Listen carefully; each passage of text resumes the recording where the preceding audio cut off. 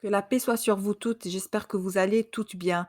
Aujourd'hui, nous allons parler d'une deuxième histoire de survivante intitulée «J'ai failli me suicider». Avant de commencer cette histoire triste, je vous invite à télécharger le guide «Qu'est-ce qui m'arrive?» pour en savoir plus sur les relations toxiques. C'est tout à fait gratuit.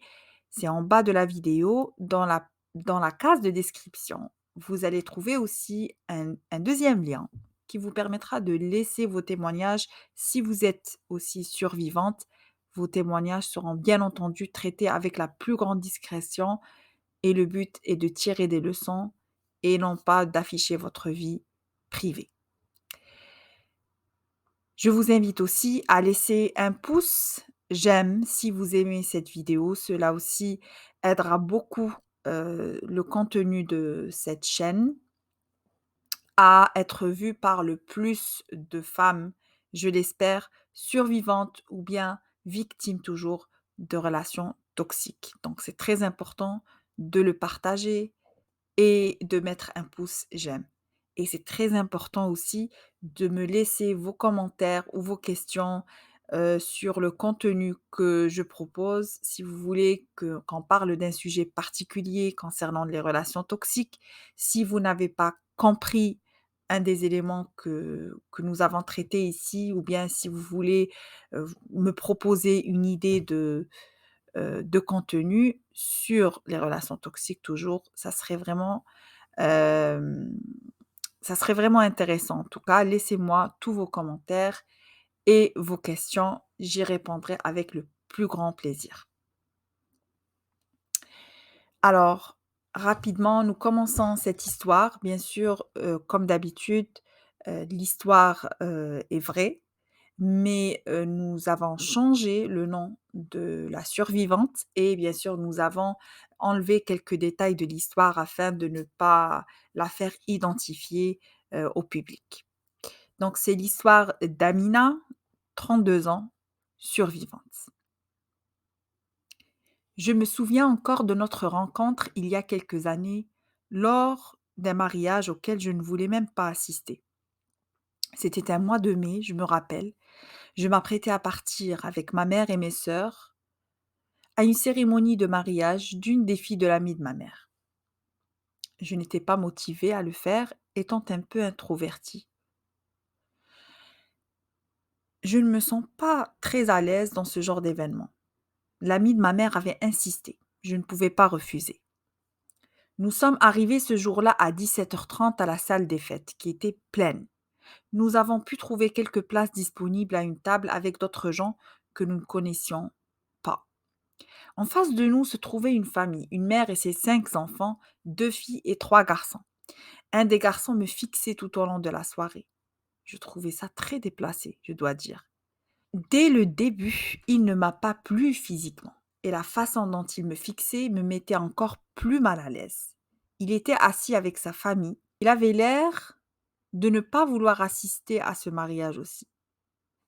À la fin de la soirée, la dame à côté de lui s'approche de moi en souriant, puis salue ma mère et essaye de faire connaissance avec elle. En aparté, j'ai tout de suite compris qu'il s'agissait de son fils car je l'ai vu parler au milieu de la soirée à sa mère. Je suis devenue toute rouge, très gênée. Je commençais même à regretter d'être venue après tout. Je n'ai jamais cherché à me marier. J'ai toujours été bien seule, même si j'étais un peu le sujet de discussion de toute la famille et que je sentais que ça devenait un poids pour ma mère.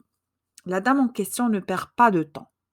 Elle demande directement à ma mère notre adresse et mon numéro de téléphone. Ma mère lui demande son nom de famille.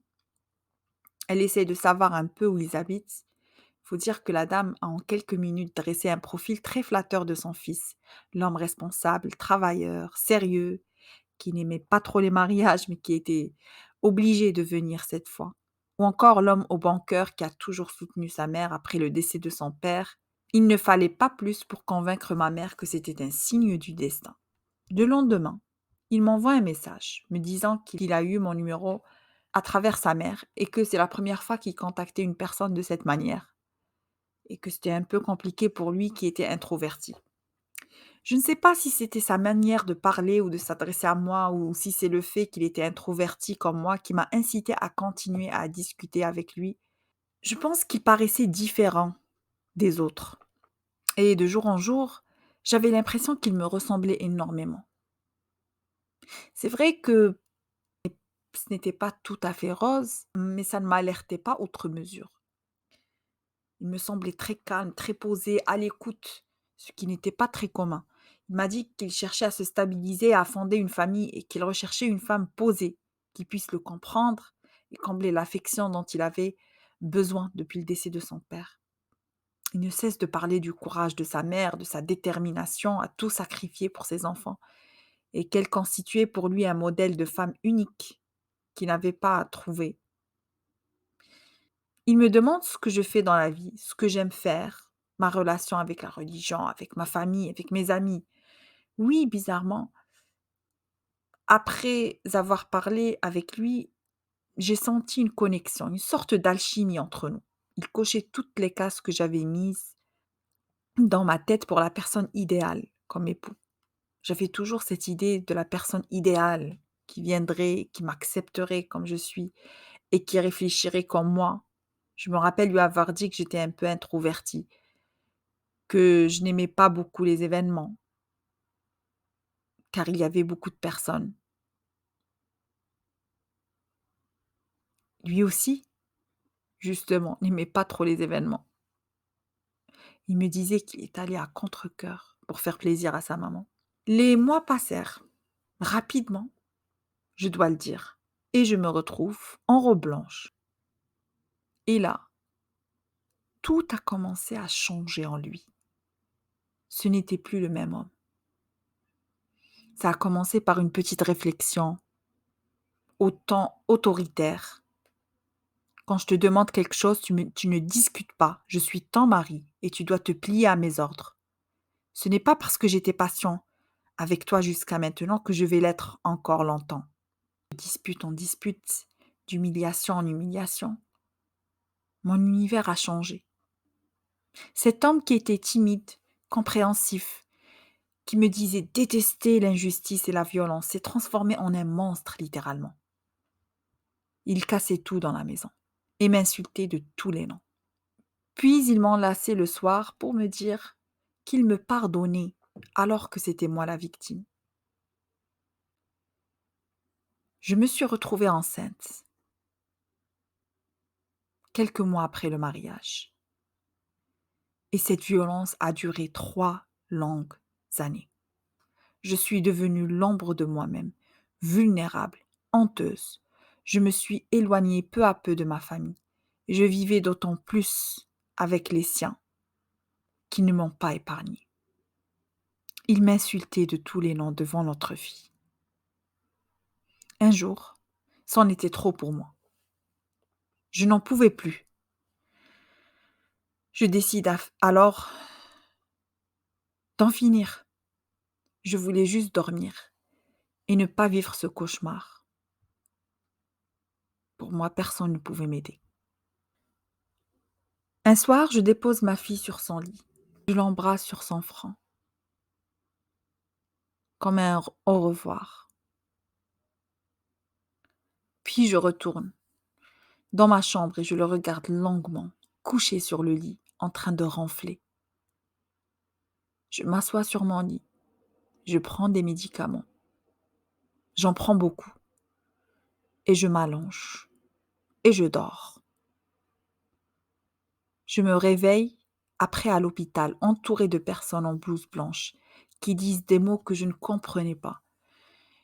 Ils avaient l'air inquiets, en même temps stupéfaits de me voir ouvrir les yeux. Ils ne m'ont pas souri dès que j'ai ouvert les yeux. Tout le monde a commencé à me regarder. Je sentais que je n'étais pas la bienvenue. Après cela, une infirmière est venue me dire: «Franchement, vous êtes inconsciente, madame, de faire ça à votre mari et à votre enfant». Je ne comprenais pas. Je vivais un rêve? Qu'est-ce qui s'est passé? Puis elle me dit: «Votre mari a cru vous perdre. Il nous a fait un malaise. Vous avez beaucoup de chance d'avoir un mari comme lui. Vous n'êtes pas consciente». J'apprends après qu'il avait joué toute une scène à l'hôpital. Celle du mari éploré, qui ne comprenait pas ce qui m'a poussée à être là. Pire, celle du mari qui racontait que je souffrais de troubles mentaux depuis des mois et qu'il a quand même choisi de rester avec moi pour m'aider. Cela m'a littéralement mis dans une tristesse profonde.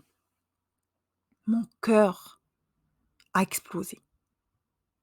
J'étais dans un piège. Le lendemain, ils m'ont ramené une psychologue qui est rentrée dans ma chambre. Je refuse de la voir et je refuse de lui parler. Je demande à sortir de l'hôpital. On ne me laisse pas le faire. La psychologue sort et m'envoie un petit papier, une petite note avec l'infirmière, sur laquelle était écrit: «Je sais qu'il y a quelque chose qui vous a poussé à faire ça et je veux vous aider à le découvrir». Cette simple phrase m'a ouvert les yeux. Quelqu'un me croyait enfin. Je demande à parler à la psychologue et s'ensuit le début de la fin de mon cauchemar. La psychologue m'explique, d'après ce que je lui ai raconté, que c'était une relation toxique. Elle m'explique ce que c'est qu'un narcissique. Elle m'explique que j'étais victime et que c'est possible de m'en sortir. Elle me propose son aide. Je saute sur l'occasion. Car personne ne m'a cru, ni ma famille, ni sa famille, ni le système hospitalier. Personne, à part elle. Aujourd'hui, je vais mieux. J'ai demandé le divorce, mais ça ne s'est pas passé comme je le souhaitais. Car avec l'appui du personnel soignant, il a réussi à jeter le doute dans l'esprit du juge que je n'étais pas apte à avoir ma fille avec moi et que j'étais instable mentalement. J'ai perdu alors la garde de ma fille. C'est vrai que je la visite de temps en temps. Je sais qu'il l'utilise contre moi et je ne perds pas espoir. Aujourd'hui, je prends soin de moi. Je sais que j'ai dû avoir quelque chose dans mon enfance qui m'a poussée à faire ces choix. Peut-être que c'était la volonté d'être acceptée, la volonté de faire plaisir à mes parents, mais en tout cas, le plus important, c'est que j'ai connu ma valeur et je sais maintenant que le pouvoir est entre mes mains. Ça prendra du temps, beaucoup d'énergie, mais je sais que je ne veux pas que ma fille grandisse dans un environnement toxique. Je veux que ma fille grandisse dans un environnement sain. Je sais que le vent tournera de mon côté. Voilà, donc c'était l'histoire d'Amina, qui est passée par de véritables montagnes russes en rencontrant cet homme. Je voudrais juste souligner il serait intéressant de souligner quelques aspects de cette histoire qui se répètent, en fait. On voit que dès le début, hem, la personne qu'elle rencontre va essayer de calquer sa personnalité, de prétendre qu'il est lui aussi introverti alors qu'il ne l'est pas. Et ça, c'est très important, c'est parce que c'est une technique de manipulation qui est très utilisée par, heu, les abuseurs. Hem, cette technique consiste à vraiment faire tomber dans le piège la proie en étant, en se calquant sur sa personnalité. La tec la Cette technique rentre dans la phase de l'idéalisation. Cette première phase est une phase clé, en fait, et c'est celle qui va faire tomber les victimes dans le piège et vraiment resserrer l'étau, autour d'elles afin qu'elles ne puissent jamais s'en aller. Donc dès le début, on voit qu'Amina n'était pas vraiment intéressée, heu, de trouver quelqu'un. Elle est même allée à contre-cœur, mais c'est comme si on sentait que elle a été désarmée peu à peu avec ce qu'il disait et ce qui lui faisait, miroiter, et ça, on le trouve chaque fois dans les relations, qu'elles soient conjugales ou amicales, en tout cas dans le début de ces relations-là. Puis, bien entendu, vous pouvez, constater aussi la ressemblance avec la première histoire concernant le timing. Le timing des personnes toxiques n'est pas il est vraiment spécial. C'est des personnes qui veulent vraiment, dès le début, tout faire à la hâte. Donc il faut vous accrocher, vraiment que ça soit rapide. Donc au fil des mois, Amina qui n'était pas vraiment intéressée par le mariage, elle se retrouve en robe blanche. C'est exactement comme, Alia, la première histoire. Donc c'est vraiment le timing de faire pression sur la victime, même si c'est une pression entre guillemets «gentille», mais vraiment de d'accélérer les choses entre elles, entre eux, entre le couple ou bien l'amitié ou bien même le travail. Accélérer le rythme de la relation afin de vraiment faire tomber la proie dans le piège et le piège, en fait, il diffère d'une personne à une autre. Alia, son piège, c'était d'avoir un enfant. Amina, son piège, c'était le mariage tout court parce qu'il était sûr de sa loyauté et qu'elle, une fois mariée, elle ne fera pas marche arrière et ça arrive dans plusieurs, relations conjugales toxiques. Maintenant, la scène qu'il a fait à l'hôpital, du mari éploré, du mari, choqué, du mari qui était patient vis-à-vis d'une femme qui avait des troubles mentaux, c'est une technique de manipulation aussi. C'est la projection. Donc il projette tout ce qu'il a fait sur la victime, donc il devient victime et non agresseur. Et très important pour lui, c'est ce que dit l'autre. C'est ce que c'est très important de construire une image autour de lui. À la fin, on remarque l'aliénation parentale, c'est-à-dire utiliser les enfants s'il a pas ce qu'il veut, c'est-à-dire: «Ah oui, elle demande le divorce, donc je vais utiliser ce qu'il y a de plus cher pour elle, donc son enfant, je vais l'utiliser pour faire pression sur elle» et c'est une manière pour lui de se venger. Donc on remarque quelques aspects de la relation toxique et je me suis dit qu'il serait très, très intéressant de les souligner ici, en tout cas. Voilà, merci beaucoup pour votre écoute. J'espère que cette histoire pourra vous servir de leçon. Peut-être qu'elle va vous rappeler, ce que vous vivez ou ce que vous avez vécu, auparavant. N'oubliez pas, s'il vous plaît, encore une fois, de mettre un j'aime, heu, pour cette vidéo si vous aimez bien sûr le contenu et de laisser, vos commentaires et vos questions. C'est très important de construire une communauté autour, des survivantes et contre les abuseurs.